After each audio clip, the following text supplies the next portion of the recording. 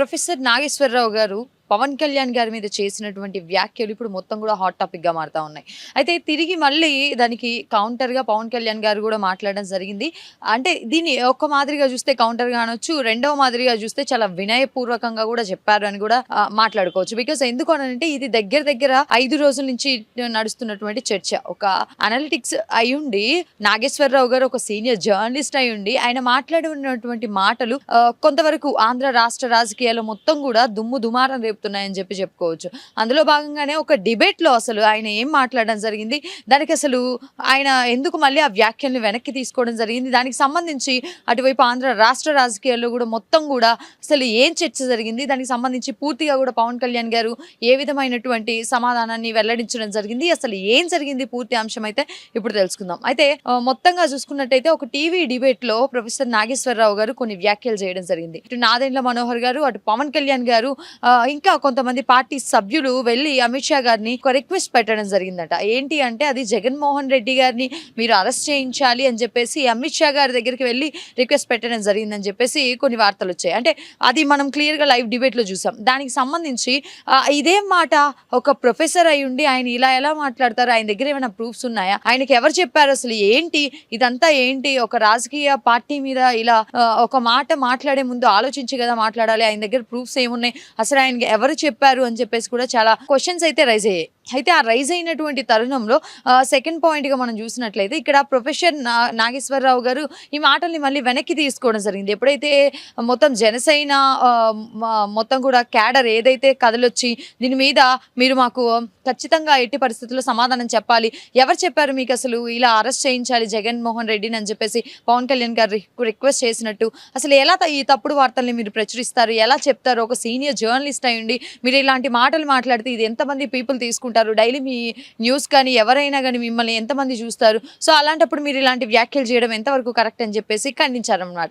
So ఇదే విషయం మీద ఇక ప్రొఫెసర్ నాగేశ్వరరావు గారు ఆయన మాట్లాడినటువంటి మాటలకు ఆయన ఏం చెప్పారంటే, నేను కొంతమంది దగ్గర నుంచి ఇన్ఫర్మేషన్ నాకు తెలిసింది, బట్ నాకైతే నా దగ్గర అయితే పూర్తి ఆధారాలు లేవు, కానీ నాకు ఇలా ఇన్ఫర్మేషన్ తెలిసింది, సో దానిలో భాగంగానే నేను ఇలా మాట్లాడడం జరిగింది అని చెప్పేసి ఆయన మాట్లాడినటువంటి మాటల్ని వెనక్కి తీసుకోవడం జరిగింది. అయితే ఇక్కడ మాట్లాడినటువంటి మాటల్నే కీలకంగా చూస్తా ఉన్నారు జనసేన నాయకులు. అయితే ఎందుకు అనంటే ఒక వ్యక్తి, అంటే ఆ వ్యక్తి తాలూకు కుటుంబంలో ఉన్నటువంటి ఫంక్షన్స్ కూడా పవన్ కళ్యాణ్ గారు చాలా ఇష్టపూర్వకంగా వెళ్ళారు. అలాంటి వ్యక్తి కొంచెం కూడా రెస్పెక్ట్ లేకుండా ఒక పార్టీ నాయకులను గురించి ఇలా మాట్లాడేటప్పుడు, రాజకీయం గురించి ఇలా మాట్లాడేటప్పుడు ఆయన గురించి ఎలా ఇలా మాట్లాడతారని చెప్పేసి కూడా చాలా పెద్ద ఎత్తున క్వశ్చన్ చేయడం జరిగింది. అయితే ఇందులో భాగంగానే ఇక చూస్తే మొత్తం కూడా జనసేన పార్టీ క్యాడర్ మొత్తం కానీ, లేదంటే అటువైపు జనసేన పార్టీని లైక్ చేసేటటువంటి పీపుల్ కానీ ప్రతి ఒక్కరు కూడా మీమ్స్ ఇవన్నీ కూడా క్రియేట్ చేయడం జరిగింది. ప్రొఫెసర్ నాగేశ్వరరావు గారు నేను తప్పు చేశాను క్షమించండి అని చెప్పేసి పవన్ కళ్యాణ్ గారి దగ్గర క్షమాపణ కోరినట్లు కానీ అట్లా కొన్ని మీమ్స్ ని క్రియేట్ చేయడం జరిగింది.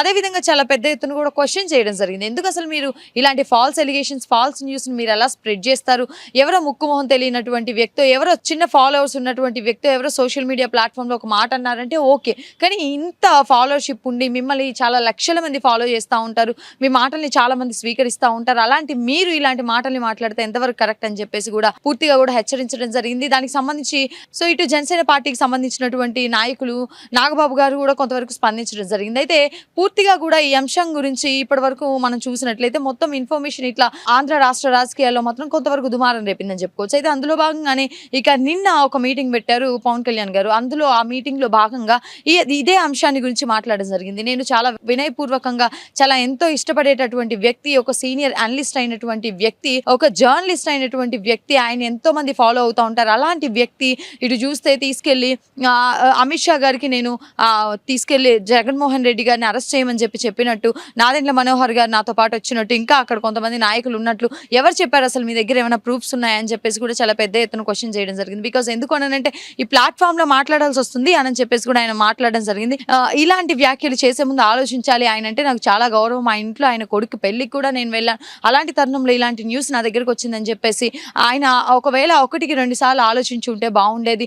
అంతేగాని ఇలా లైవ్ టీవీ డిబేట్‌లలో కూర్చొని మాట్లాడితే బాగోదని కూడా చెప్పడం జరిగింది. అయితే మొత్తం ఈ అంశంలో కూడా కొంతవరకు ప్రొఫెసర్ నాగేశ్వరరావు గారి మీద కేస్ ఫైల్ అవ్వడం జరిగింది. ఆ కేసుకు సంబంధించి కూడా ఎవరైతే నాగేశ్వరరావు గారిని ఫాలో అవుతా ఉంటారో, ఎవరైతే ఆయన్ని అభిమానిస్తా ఉంటారో, ఎవరైతే వైసీపీ క్యాడర్‌కి సంబంధించినటువంటి నాయకులు, అభిమానులు ఉంటారో వాళ్ళందరూ కూడా ఆయన మీద ఫైల్ అయినటువంటి కేస్ మీద మాత్రం చాలా పెద్ద ఎత్తున అయితే రెస్పాండ్ అవుతా ఉన్నారు. సో ఎలా ఈ విధంగా మీరు కేస్ ఫైల్ చేస్తా ఉంటారు? ఎందుకంటే చాలా సార్లు మీ దగ్గరికి ఇన్ఫర్మేషన్స్ వచ్చినాయి అని చెప్పేసి చాలా సందర్భాల్లో మాట్లాడుతూ ఉంటారు. అలాంటిది మీరు మాట్లాడినటువంటి తరుణంలో ఇప్పుడు సీనియర్ జర్నలిస్ట్ అయితే మాత్రం ఒక మాట మాట్లాడితే తప్పేంటి? సరే తెలుసో తెలియక మాట్లాడారు. వెనక్కి ఆయన మాటల్ని తీసుకున్నారు. కానీ మీరెలా దానికి సంబంధించి మొత్తం మీ క్యాడర్ మొత్తం కూడా ఈ విధంగా ఆయన మీద కేసులు పెట్టడం గానీ, ఆయన ఇబ్బంది పెట్టడం గానీ చేస్తా ఉంటది.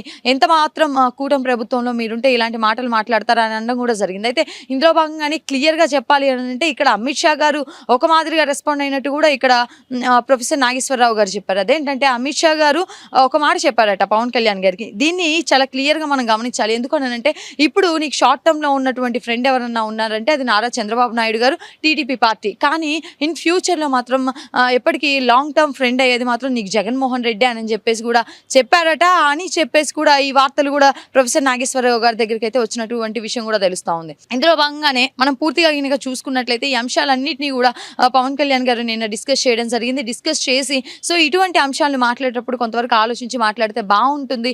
ఎందుకంటే మీరు చాలా సీనియర్ వ్యక్తులు. ఇలాంటి మాటలు మాట్లాడేటప్పుడు మేము మిమ్మల్ని ఎంతో అభిమానిస్తూ ఉంటాం, సీనియర్ నాయకులు మీరు. అలాంటప్పుడు ఇలాంటి మాటలను మాట్లాడితే మా వరకు మేము చాలా కష్టపడి వచ్చాము.